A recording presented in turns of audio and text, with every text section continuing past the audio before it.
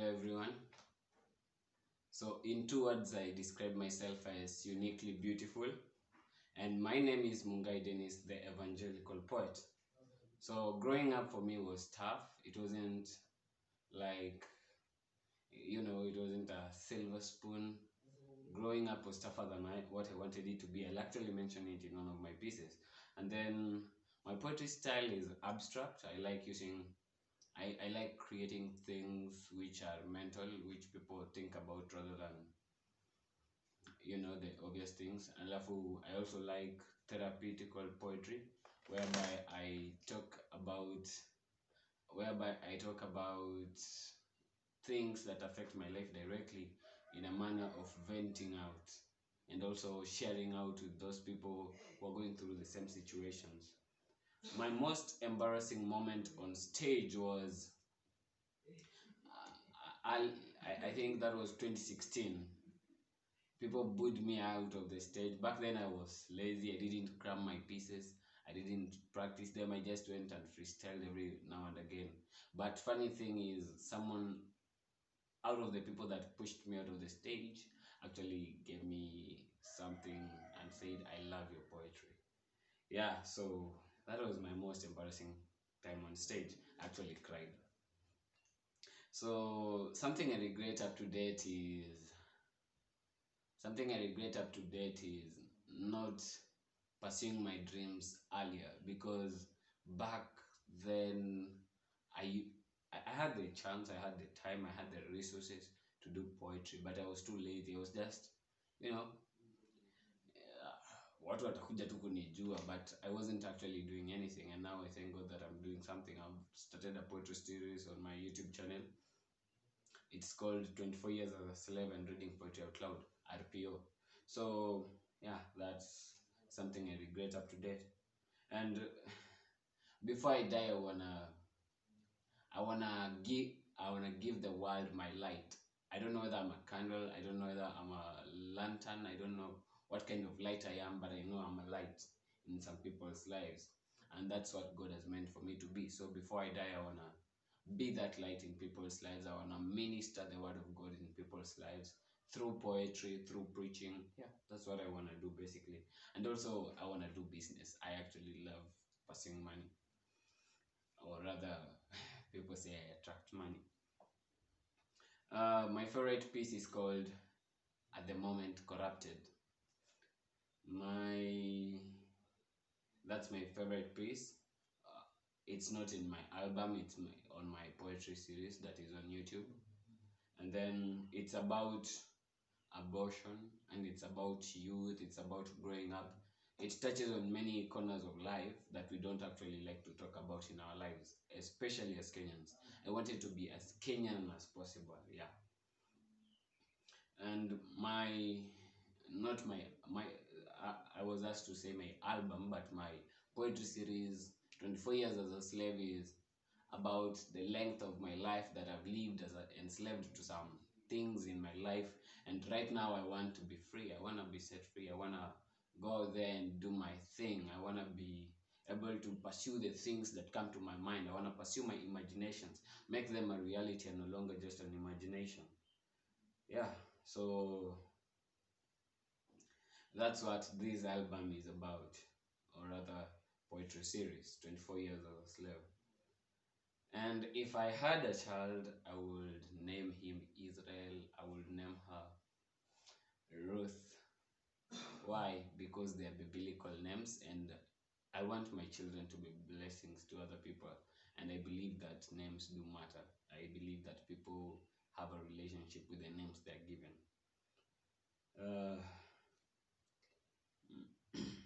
My final words is: be patient, be slow to speak and quick to listen. My FB page is Evangelical Poet.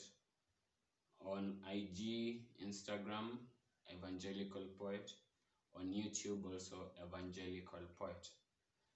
So this piece is called Corrupted. I no longer know who to trust. Love feels like a game I'm not ready to play.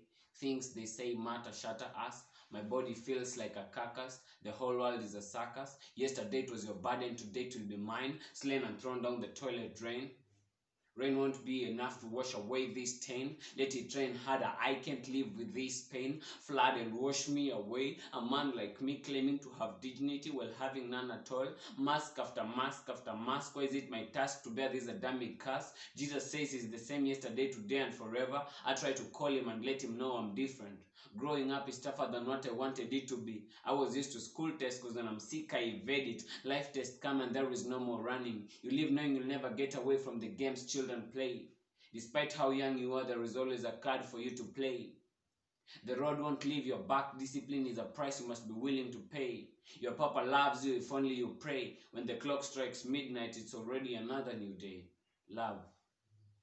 Love must be a sick joke, now you admit it. Papa almost made mama toothless. Her forgiving heart is the only love signal you see. Papa's a blessing needless. When home was troublesome, he was willing to fly away. When fire followed him, it left him wingless. People claim to love God and live without love nevertheless. Maybe God asks us to love but not on this earth. Maybe God asks us to love but after this life. Maybe love is only possible in heaven. Maybe love is just but for the chosen few. Each chose everyone except me and my family. My friend I see has a happy family. He doesn't seem preoccupied with family drama. So he doesn't know what it feels like to pray that one day he'll leave his papa or mama. Only thing he knows is that he loves his papa and mama. Families you thought will never break up eventually did. In my country, the childless don't adapt. They adapted a new way to deal with infertility. Leave the man or woman you married for the next one. Maybe you'll eventually see a light at the end of the tunnel. While others tunnel children, those without them don't claim to help them. So children that are suffer at the hands of those who do not want them. And children that are not break love vows. And I'm left an African child with no one to look up to. Jesus gave me poetry. I don't try to destroy your hope of ever finding love. I write to share the stories of you and I with the world. I write to enlighten those in the dark. I write to remind the weary that Jesus knew at one point our knees will be weary and he will be willing to carry us through. I know that I'm not everything that I claim to be. But if you're in this race to heaven young and innocent, don't make the mistakes that we did. But if you're part of the corrupted like me, let us hold on to this cloak of Christ, because though we be thieves and murderers, he's willing to dine with us in paradise. Evangelical poet. And then down to the second piece. This is a Swahili piece. It's called Dear Campus Sister. Huyo dem sikatai anatesa, lakini kwa kila ndume amekuwa bonyeza. Sijui ni wapi Sarah alipoteza, na unless God aingilie kati, sioni akiwa na successful marriage ka Sarah, akiwa na most hope labda kuweka Rehab. Jukileo du baadaye atagundua sio raha tupu, badala ya dhiki faraja yake ni raha then tabu. Simama amemleta shule juzi akiwa na kalamu na kitabu, lakini sahi kwa hii society matendo yake ni tabu. It's an abomination. Amejifunza njia ya kutunza ujana through abortion, na muombea sana katika kila sala jua la yanayomgoja ni balaa.